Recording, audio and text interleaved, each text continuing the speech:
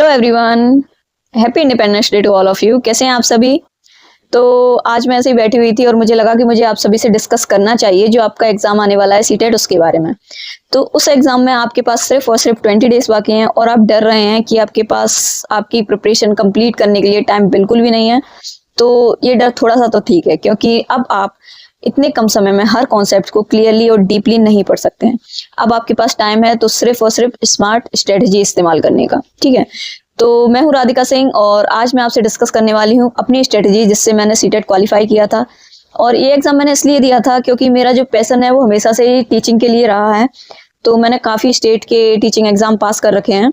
तो इसमें भी मेरे काफ़ी अच्छे मार्क्स आए थे, 119 मार्क्स आए मेरे, और जबकि मेरे CDP में 30 आउट ऑफ 30 थे। तो इस पर भी कभी चर्चा करेंगे। मैं अपना रिजल्ट आप लोगों के साथ में जरूर शेयर करूंगी और आपको बताऊंगी।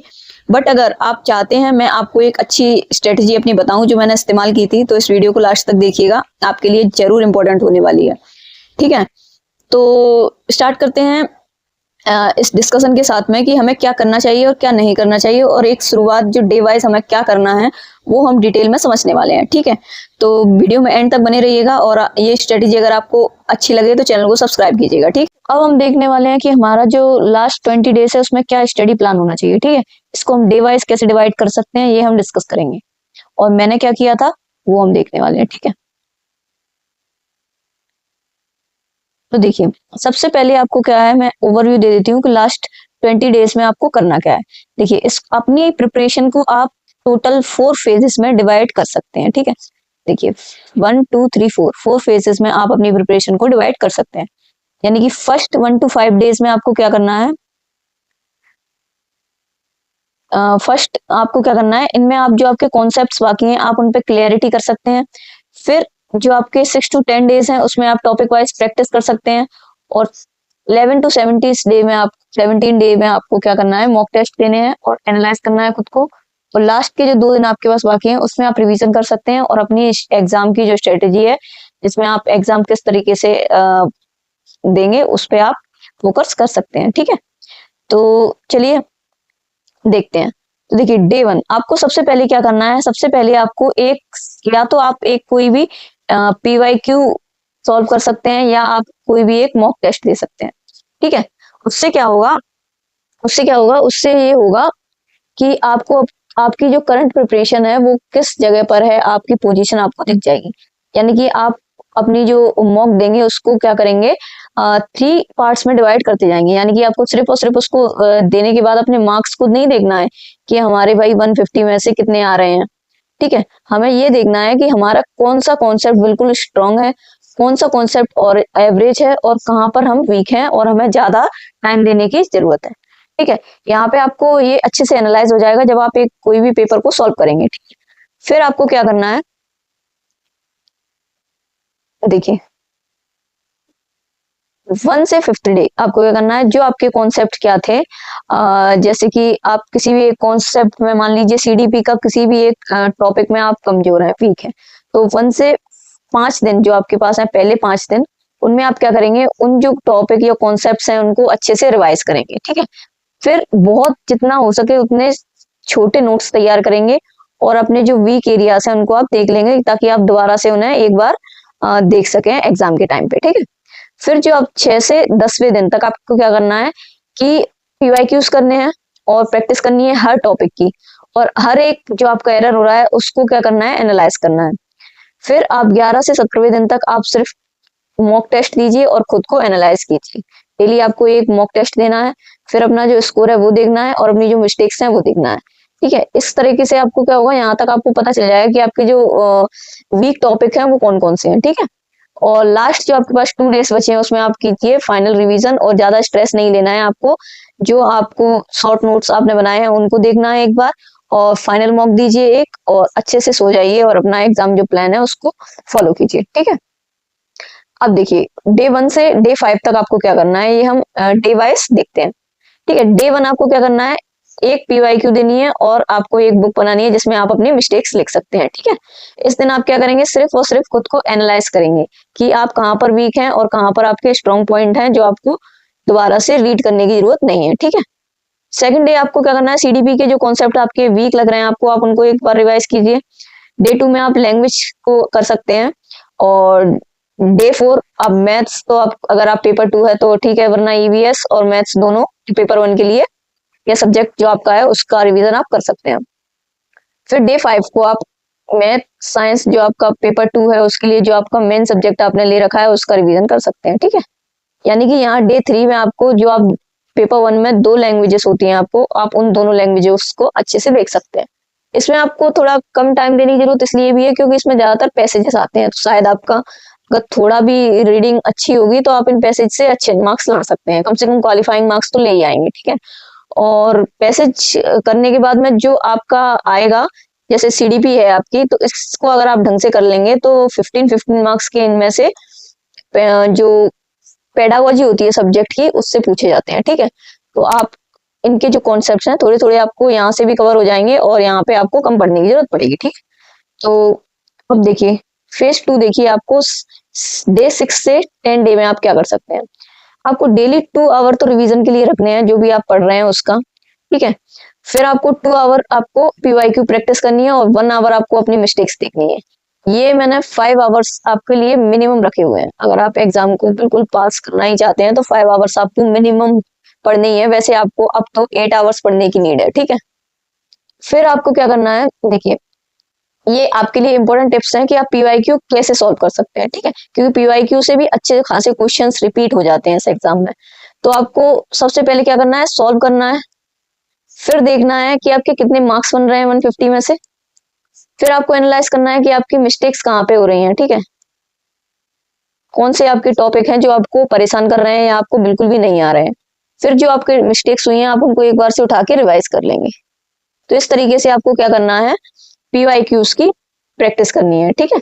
ऑफिशियल सीटेट के जो पीवाईक्यूज पेपर्स हैं उनको सॉल्व कीजिए क्योंकि इसमें बहुत सारे क्वेश्चंस आपको रिपीट भी देखने के लिए मिल जाते हैं, ठीक है। हर क्वेश्चन के पीछे का कॉन्सेप्ट भी समझने की कोशिश कीजिए क्योंकि कॉन्सेप्ट से भी क्वेश्चंस रिपीट होते हैं। और गलत होने का रीजन आप देखिए, जो आप यहाँ पे अपनी मिस्टेक फाइंड आउट करेंगे वहां पे आप देख ही लेंगे। एक मिस्टेक बुक बनानी है आपको जिसमें आप अपने जो उन टॉपिक्स को लिख सकते हैं जहाँ पे आप बार बार गलती कर रहे हैं, उनके नोट्स आप यहाँ पे लिख सकते हैं। तो उसके बाद क्या होगा, आप एक बार उस बुक को उठाएंगे और सीधे सीधे रिवाइज कर लेंगे, ठीक है। फिर देखिए डे 11 to 17 आपको क्या करना है। देखिए अब आपके पास टाइम है, रोज आपको एक फुल लेंथ मॉक टेस्ट देना ही देना है। और ये नहीं कि आपने बस उसको दे दिया और उसके बाद में आप सिर्फ बैठ गए आराम से कि हमारे इसमें तो 90 मार्क्स आ रहे हैं यानी कि हम क्वालिफाई कर रहे हैं। ऐसा बिल्कुल भी नहीं है। आपको मॉक देने के बाद डिटेल एनालाइज जरूर करना है जिसमें आपको देखना है कि आपके वीक पॉइंट्स कौन कौन से हैं, ठीक है। टाइम मैनेजमेंट करना है क्योंकि आपको एग्जाम में हमेशा देखिए आपको टाइम ऐसा लगेगा कि क्वेश्चंस बहुत ज्यादा उनकी लेंथ बढ़ा देते हैं और जबकि वो होते बहुत सिंपल है, ठीक है। तो इसलिए आपको टाइम मैनेजमेंट भी देखना पड़ेगा कि आपका ज्यादा टाइम इनमें वेस्ट ना हो, ठीक है। फिर मॉक एनालाइज करने के आपके 4 इंपॉर्टेंट पॉइंट्स हैं। एक तो आप देखिए कि जो करेक्ट है यानी कि जो आपको बिल्कुल ही क्लियर है, इनमें आपको कोई एरर की जरूरत ही नहीं है, ना ही आपको दोबारा से इनको रिवाइज करने की जरूरत है। फिर आप देखिए जो आपके पूरी तरह से गलत क्वेश्चन हो गए हैं और जो आप नहीं दे पाए और जहां पे आपको टाइम की प्रॉब्लम आ रही है। इस तरीके से आप अगर 4 पार्ट्स में डिवाइड करके चलेंगे आपके जो मॉक देने वाले हैं आप उसको, तो ये आपकी प्रिपरेशन को और ज्यादा स्मार्ट कर देगा, ठीक है। फिर आपका फाइनल रिवीजन करना है आपको डे 18 के दिन। यहाँ पे आपने जो शॉर्ट नोट्स बनाए थे वो आपको रिवाइज करने हैं। फिर जो इंपॉर्टेंट कॉन्सेप्ट्स आपके रह गए हैं उनको एक बार देख लेना है। फॉर्मूलाज यानी कि जो नोट्स में आपने लिख रखे हैं वो एक बार देखना है। पेडागोजी के इंपॉर्टेंट पॉइंट्स आप देखिए, डिफिकल्ट टॉपिक कौन से थे वो आपके अब कितने क्लियर हो चुके हैं वो देखिए, और जो आपकी मिस्टेक बुक थी उसको एक बार से देखना है आपको, ठीक है। इस दिन आपका फाइनल रिवीजन हो जाएगा। अब ये है आपका एग्जाम से एक दिन पहले का फाइनल मॉक। इस दिन आपको एक मॉक टेस्ट देना है बिल्कुल सीरियस होकर। इसमें आप अपना टाइम भी बिल्कुल एग्जाम का टाइम ही रखिएगा और सेम डिसिप्लिन को फॉलो कीजिएगा ताकि आपको कॉन्फिडेंट आ जाए पहले। तो आपको क्या करना है, एक final full length mock test देना है और एग्जाम एनवायरनमेंट में अटेम्प्ट करना है यानी कि बिल्कुल आप शांत बैठ के बिल्कुल टाइम से प्रॉपर हर जैसा आप एग्जाम देते हैं वैसे आप इसको करने की कोशिश कीजिएगा। फिर आपको देखना है सिर्फ और सिर्फ आपकी जो मिस्टेक्स हैं वो, नया सोर्स और नई बुक पढ़ने की आपको यहाँ पे बिल्कुल भी जरूरत नहीं है क्योंकि आपके पास टाइम है ही नहीं और आप कंफ्यूज हो जाएंगे और आपको बहुत ज्यादा दिक्कत आएगी और अंडर कॉन्फिडेंस फील करेंगे, ठीक है। डे 20 इस दिन आपको बिल्कुल भी स्ट्रेस नहीं लेना है मिस्टेक बुक एक बार देख लीजिए, अपने शॉर्ट नोट्स देख लीजिए, इंपॉर्टेंट कॉन्सेप्ट्स पर एक बार आप नजर डाल सकते हैं। पेडागोजी पर आप थोड़ा ज्यादा ध्यान दीजिएगा, क्योंकि इससे आपको लगता है पेपर 1 में इसका वेटेज बहुत ज्यादा है, क्योंकि लैंग्वेज हर 5 सब्जेक्ट में 15-15 नंबर की पेडागोजी आती ही आती है ना।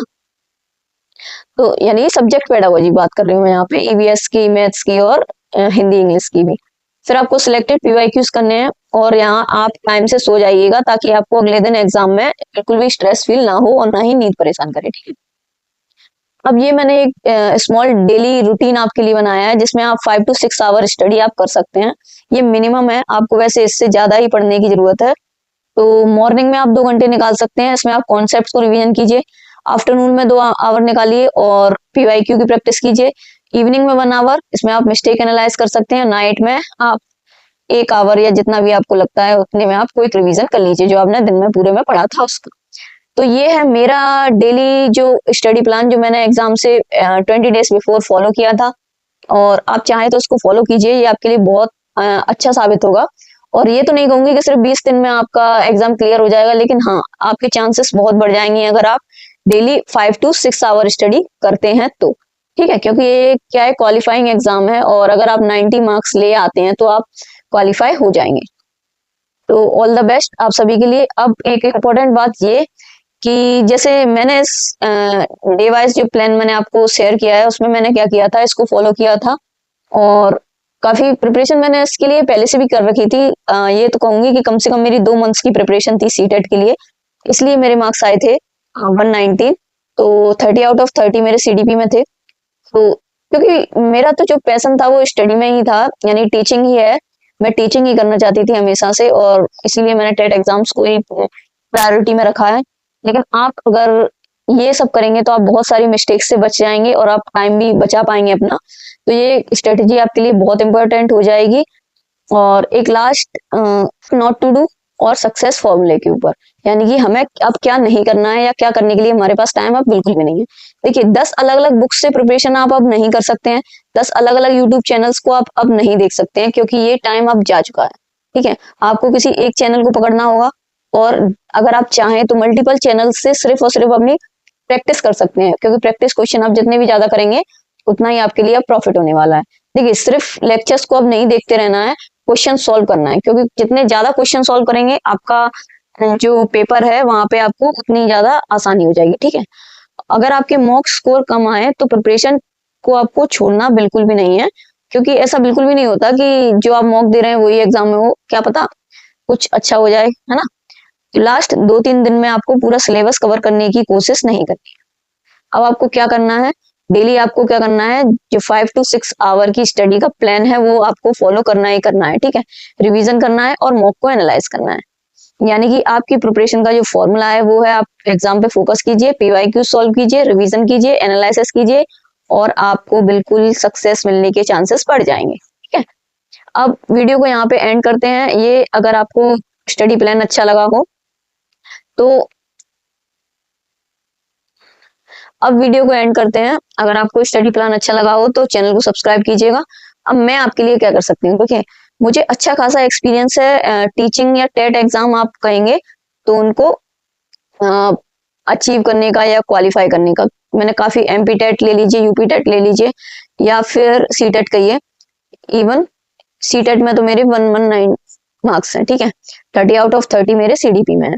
कि मैं आपके लिए क्या कर सकती हूँ, मैं आपके लिए ये कर सकती हूँ कि हम डेली यहाँ पे हमारे चैनल पे मिल सकते हैं, और जो पीवाईक्यूज हैं उनकी एक सीरीज में चलाने वाली हूँ, जिसमें आपकी प्रैक्टिस अच्छे से हो जाएगी, और आप जितने भी ज्यादा क्वेश्चन सॉल्व करेंगे उतना ही आपको प्रॉफिट होगा।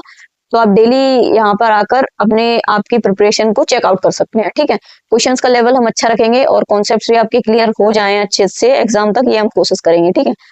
तो मिलते हैं अपनी नेक्स्ट वीडियो में, यहाँ पर हम पीवाईक्यूज के साथ आपके सामने आएंगे। और देखिए, आप अपनी प्रिपरेशन करते रहिए, ऐसा बिल्कुल भी नहीं है कि 20 डेज बचे हैं तो आप मतलब कर ही नहीं पाएंगे। कोशिश तो कीजिए, क्या पता आपकी कोशिश रंग ले आए और आप इस एग्जाम को क्वालिफाई कर लें, क्योंकि ये क्वालिफाइंग एग्जाम है। अगर आप 90 मार्क्स ले आते हैं तो आपका ये पेपर क्वालिफाई हो जाएगा, ठीक है। मिलते हैं नेक्स्ट वीडियो में। अगर ये वीडियो पसंद आई हो तो चैनल को सब्सक्राइब कीजिएगा, ताकि नेक्स्ट वीडियो का आपको नोटिफिकेशन मिल सके, ठीक है। Okay, thank you so much.